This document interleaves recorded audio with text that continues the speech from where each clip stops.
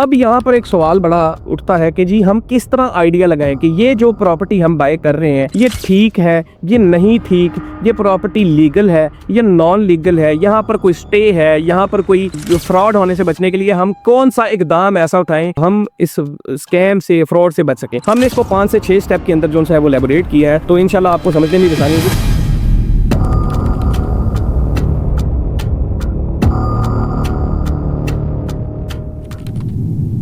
Step 1 के अंदर सबसे पहले, जिस तरह मैंने आपको पहले बताया, आप इसका लीगल स्टेटस चेक करें, इसके रेलिवेंट इदारों से आप जाकर पता करें कि जनाब ये सोसाइटी ये जो है वो अप्रूव है या नहीं है। अगर उस सोसाइटी नहीं है, प्लॉट है, तो स्पेसिफिकली जाके आप रजिस्ट्री इंतकाल वाले जो हमारे डिपार्टमेंट्स हैं वहाँ पर जाएँ, वहाँ पर जाकर आप पता कर सकते हैं कि ये प्लॉट क्लियर है या नहीं।